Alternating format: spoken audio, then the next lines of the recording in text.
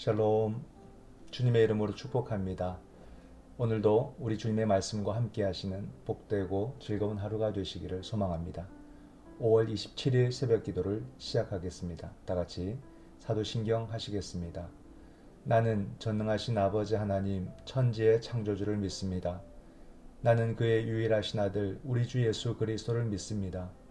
그는 성령으로 잉태되어 동정녀 마리아에게서 나시고 본디오 빌라도에게 고난을 받아 십자가에 못 박혀 죽으시고 장사된 지 사흘 만에 죽은 자 가운데서 다시 살아나셨으며 하늘에 오르시어 전능하신 아버지 하나님 우편에 앉아 계시다가 거기로부터 살아있는 자와 죽은 자를 심판하러 오십니다. 나는 성령을 믿으며 거룩한 공교회와 성도의 교제와 죄를 용서받는 것과 몸의 부활과 영생을 믿습니다.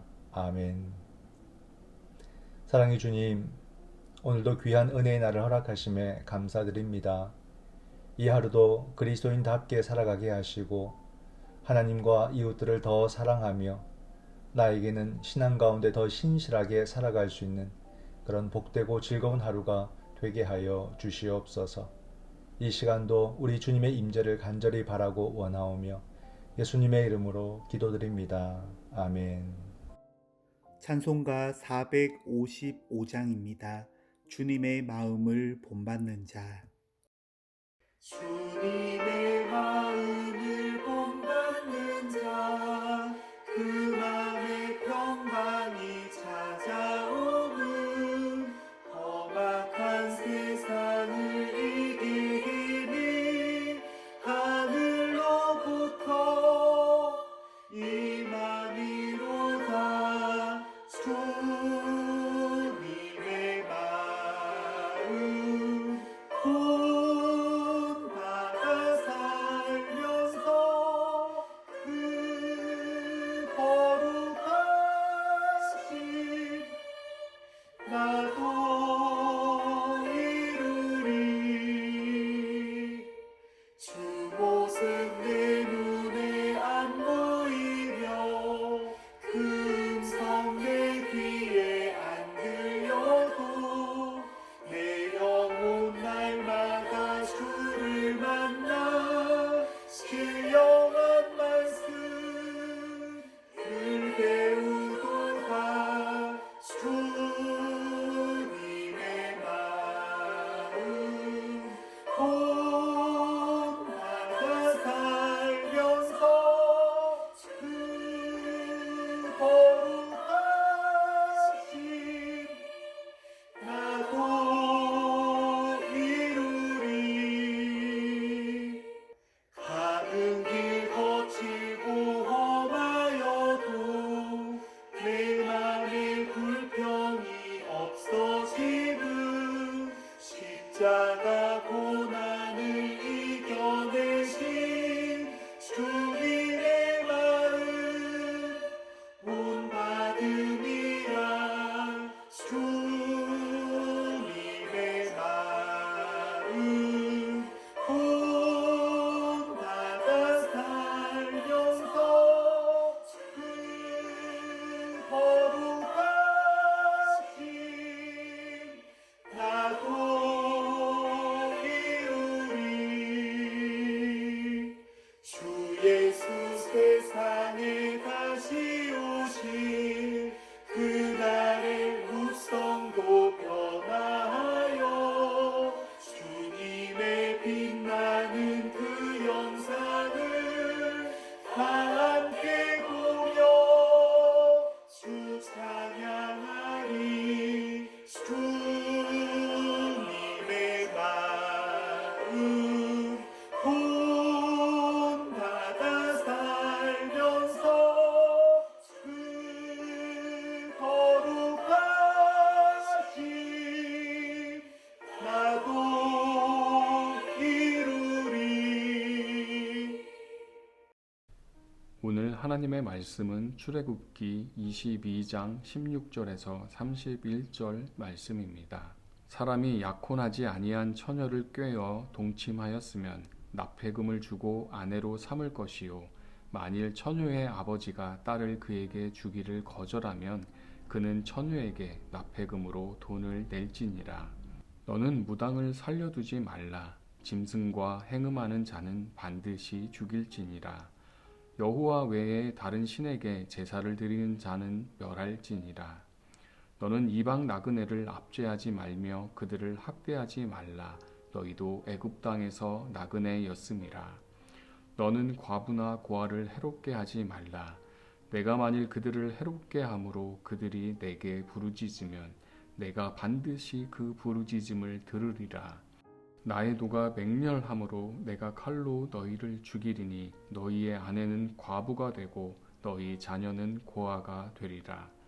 내가 만일 너와 함께한 내 백성 중에서 가난한 자에게 돈을 구워주면 너는 그에게 채권자 같이 하지 말며 이자를 받지 말 것이며 내가 만일 이웃의 옷을 전당 잡거든 해가 지기 전에 그에게 돌려보내라. 그것이 유일한 옷이라. 그것이 그의 알몸을 가릴 옷인즉 그가 무엇을 입고 자겠느냐. 그가 내게 부르짖으면 내가 들으리니 나는 자비로운 자임이니라. 너는 재판장을 모독하지 말며 백성의 지도자를 저주하지 말지니라. 너는 내가 추수한 것과 내가 짜낸 집을 바치기를 더디하지 말지며 내 처음 난 아들들을 내게 줄지며 내 소와 양도 그와 같이 하되 이레 동안 어미와 함께 있게 하다가 여드레 만에 내게 줄지니라. 너희는 내게 거룩한 사람이 될지니 들에서 짐승에게 찢긴 동물의 고기를 먹지 말고 그것을 개에게 던질지니라. 아멘. 네, 오늘의 말씀을 묵상합니다. 오늘의 말씀에는 앞에서도 계속 우리가 보았듯이 신앙인의 윤리와 섬김에 대한 율법의 내용들이 계속해서 나타나고 있습니다. 오늘의 말씀은 어떤 의미 또 가르침이 있는지 함께 살펴보겠습니다. 본문 해설을 봅니다. 거룩함은 성도가 세상과 구별되는 지표입니다. 16절에서 31절을 관통하는 주제는 너희는 내게 거룩한 사람이 될지니입니다. 이는 19장에서 언급한 거룩한 백성에 대한 요구와 상응합니다. 거룩함의 기본은 영적, 육적 행음을 하지 않는 것입니다. 남자가 약혼하지 않은 처녀를 유혹해 관계를 가졌으면 결혼을 통해 책임지는 것이 원칙입니다. 짐승과 행음하는 것은 거룩한 백성에게 있어서는 안 될 일입니다. 무당과 우상 숭배는 영적 행음이기에 반드시 죽음으로 다스려야 합니다. 오늘날은 영적, 육적으로 음란한 시대입니다. 성도는 하나님께 자기 몸을 거룩한 산 제물로 드리며 이 세대를 본받지 말아야 합니다. 질문을 보면 하나님이 영적, 육적 행음을 금하신 이유는 무엇인가요? 음란한 세대 가운데서 거룩함을 지키는 비결은 무엇일까요? 네, 본문 해설을 보면 거룩함은 성도가 세상과 구별되는 지표입니다 라고 말해줍니다. 성도는 하나님께 자기 몸을 거룩한 산 제물로 드리며 이 세대를 본받지 않아야 된다라는 것을 강조하고 있습니다. 남자가 약혼하지 않은 처녀를 유혹해서 관계를 가졌으면 결혼을 통해서 책임지는 것이 원칙이다. 이것이 바로 율법이 말하고 있는, 성경이 말하고 있는 구약적인 원칙이죠. 남녀의 관계에 대해서 성적인 관계를 넘어 그리고 서로에게 책임있게 행동해야 하는 그런 존중의 대상이다는 의미가 이곳에 함께 담겨져 있다는 것을 우리는 보아야 됩니다.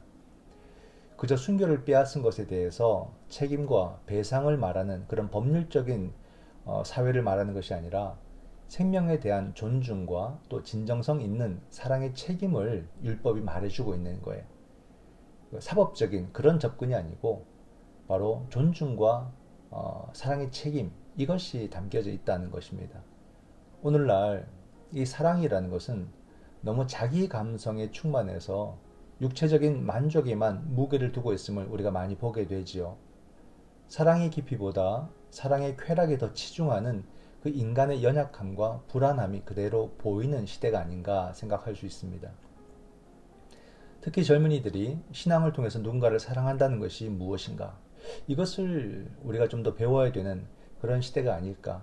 젊은이들 뿐이겠습니까? 모든 사람들이 항상 이런 문제를 우리가 신앙 안에서, 성경 안에서 늘 배워나가고 다시 확인하는 것이 필요하다라고 생각하게 됩니다. 짐승과 행음하는 일을 절대 금하고 무당과 우상 숭배의 영적 간음을 벌하는 장면이 나타나고 있죠. 하나님이 남녀를 창조하실 때에는 성에 대한 질서가 분명히 있다는 사실을 우리가 알 수가 있습니다. 성경이 그렇게 언급을 미리 하고 있죠. 동성 간의 문제나 짐승과 성행위를 하는 그런 수간의 문제는 모두 어떻습니까? 성의 창조 질서를 거스르는 일이다는 것을 분명하게 알아야 돼요. 오늘날 동성애 문제가 중요한 사회적 이슈가 되었죠. 크리스찬 젊은이들이 이 문제에 대해서 굉장히 흔들리는 것을 보게 되고 어떤 입장을 취할까 이런 선택의 문제에 있는 것을 보게 될 때 얼마나 우리가 성경적 지식이 바탕이 약한가를 생각해 볼 수 있습니다. 사회적 기준을 갖고 이 문제를 해결하려고 하는 거예요. 그러면 안 되죠. 여기서 우리는 분명하게 구분을 해야 됩니다. 동성을 강조하는 사람들은 좀 약간 교묘합니다. 인권의 문제를 언급하면서 이 동성애 문제에 대해서 동정심을 구합니다. 이건 교묘한 변칙적 접근이다 하는 것을 알아야 돼요. 기독교는 동성애를 반대하지 인권을 부정하지 않습니다. 동성애를 하는 사람들의 인권에 대해서는 분명하게 기독교도 지지를 합니다. 그 인권도 소중하다고. 그죠? 그러나 동성애를 지지하지 않는 거예요. 생명을 존중히 여기는 것은 당연한 기독교의 정신이고 또한 동성애를 반대하는 것도 당연한 기독교의 정신임을 기억하시기 바랍니다. 그리고 무당과 우상 숭배는 하나님 섬김을 벗어난 영적 간음이다 라고 말하고 있죠. 오늘날 이 모습은 매우 다양하게 나타나고 있다는 것을 알아야 됩니다. 하나님보다 앞서는 것은 내게 있어서 하나님보다 앞서는 모든 것은 다 영적 간음이 된다는 것을 기억하시기 바랍니다. 두 번째 본문 해설입니다. 거룩함이 요구되는 범위는 삶의 모든 영역입니다. 본문은 특히 두 가지 영역에서 하나님 백성의 도를 가르칩니다. 첫 번째는 사회적 측면입니다. 이스라엘은 애굽에서 나그네로 살았기 때문에 약자나 이방인 또는 이방 나그네, 과부, 고아를 괴롭히면 안 됩니다. 동포 중 가난한 자를 착취해서도 안 됩니다. 자비로운 하나님이 그들의 부르짖음을 들으실 때에 직접 그 원수를 갚겠다고 하십니다. 또한 이스라엘은 재판장과 또 그분의 대리자로 세워진 지도자들을 모독하거나 저주하면 안 됩니다. 둘째, 종교적 측면입니다. 처음 난 것을 하나님께 바치는 것, 부정한 음식을 삼가는 것 등도 거룩한 사람이 되는 길입니다. 거룩한 삶은 말씀 순종과 함께 갑니다. 질문을 보면 하나님은 과부나 고아를 해롭게 하는 자들을 어떻게 하겠다고 하시나요? 사회적인 측면에서 나는 거룩함을 어떻게 나타내고 있나요? 네, 본문 해설을 보면 거룩함이 요구되는 범위는 삶의 모든 영역이다. 그리고 본문에서는 사회적 영역과 종교적 영역 이 두 측면을 나누어서 설명을 하고 거룩한 삶은 말씀 순종과 함께 간다라고 하면서 말씀을 정리합니다. 거룩함이 요구되는 사회적 측면을 생각할 때 하나님 백성의 도는 무엇일까? 이스라엘 백성들은 이미 애굽에서 나그네로 살았던 사람들입니다. 그러므로 그들은 나그네 삶이 무엇인지, 눈칫밥의 서름이 뭔지, 차별의 아픔이 뭔지, 노동력의 착취와 임금의 갈취의 의미가 무엇인지를 누구보다도 잘 아는 사람들입니다. 그러므로 그 자신들이 이런 일에 가해자가 되어서는 안 됨을 알아야 됩니다. 오늘 우리도 연약했던 어제의 나를 기억하지 못하고 오늘 연약한 자들을 우리가 서운하게 하고 가슴 아프게 하고 그들을 두렵게 한다면 하나님께서 나를 심판하실 것입니다. 은혜 입은 자들은 은혜를 은혜 되게 살아가야 됩니다. 자신의 환경이 달라져도 그 마음은 늘 하나님 앞에 서 있는 코람데오의 겸손을 가지고 살아가야 된다라는 말이 되겠지요. 또 거룩함이 요구되는 종교적 측면으로서 하나님 백성의 도는 무엇인가? 처음 난 것을 하나님께 바치고 부정한 음식을 삼가서 거룩함을 유지하는 것이다 라고 말하죠. 첫 것을 하나님께 드린다는 것은요, 모든 것이 하나님의 은혜임을 고백하는 행동입니다. 그리고 부정한 음식을 삼간다는 것은 우리 모든 삶을 건강한 모습, 거룩한 모습을 유지하는 삶의 태도를 의미하는 것입니다. 자, 이렇게 보면 사실 사회적 측면과 종교적 측면이 크게 다를 바가 없습니다. 모든 삶의 영역에서 하나님 백성으로서의 거룩함을 잘 유지하면서 살아야 된다라는 것을 깨닫게 되지요. 오늘도 내 삶은 건강한 토대 위에 있는지, 거룩함을 잘 견지하고 있는지를 살펴볼 수 있기를 바랍니다. 여기에 대한 해답, 그것은 무엇일까요? 바로 주의 말씀이 당신을 거룩한 삶으로 이끌어 가십니다. 오늘도 주의 말씀을 묵상하시고 이 하루를 시작하시는 복된 하루가 되시기를 축원드립니다. 함께 기도하겠습니다. 거룩하신 하나님, 오늘도 말씀이 명하시는 대로 나의 삶을 더 거룩하게, 그러므로 더 건강하게 잘 세워가도록 도와주시옵소서. 하나님 백성답게 살아가며 모든 사람들에게 기쁨과 웃음과 만족을 주는 성도의 삶이 되게 하여 주시옵소서. 감사하오며 예수님의 이름으로 기도드립니다. 아멘. 지금은 우리 주 예수 그리스도의 은총과 아버지 하나님의 크신 사랑과 성령 하나님의 위로 교통 하나 되게 하심이 말씀으로 거룩한 삶을 잘 세워가기를 원하는, 그러므로 삶의 힘을 얻고 더 능력 있는 삶을 살아가기를 원하는 여기 사랑하는 주의 자녀들과 저들의 가정 위에 지금부터 영원토록 함께 하시기를 간절히 축원하옵나이다. 아멘. 이 시간 함께 드릴 기도의 제목은 먼저 말씀을 생각하며 기도합니다. 말씀을 잘 듣고 배워서 거룩함을 알게 하시고 분별력과 또한 용기로 거룩한 삶을 살아가도록 도와주옵소서. 코로나의 종식과 일상의 회복을 위해서 기도합니다. 코로나 백신 접종이 활발하게 이루어지고 있습니다. 그러나 또 한편으로는 안타까운 그런 모습도 있습니다. 불신을 조장하는, 그죠? 백신에 대해서 불신을 조장하는 소리들도 너무나 많습니다. 백신 공급이 모자라면 백신 확보를 못했다고 비판하고, 백신 접종을 서두르면 불신감을 키워서 사람들이 맞을지 말지를 고민하게 만들어버리는 그런 악한 힘들이 많습니다. 주여, 불신의 벽을 허물어 주시고 속히 집단 면역이 이루어지도록 백신 접종의 시간을 성령께서 이끌어 주옵소서. 인도는 코로나 변이종까지 번지면서 사망자가 급격히 늘어나고 있습니다. 인도의 상황을 하나님이 지켜주시고 죽음에서 건져주시옵소서. 국제사회의 협력을 주님께서 이끌어 주시옵소서. 미얀마를 위해서 기도합니다. 군부에 의해서 국민들과 더불어서 소수민족들이 너무나 큰 고통을 받고 있습니다. 인권이 유린되는 이 현실을 우리 주님 불쌍히 여겨주시고 국제사회가 방임하지 않고 움직일 수 있도록 성령 하나님 일깨워 주시옵소서.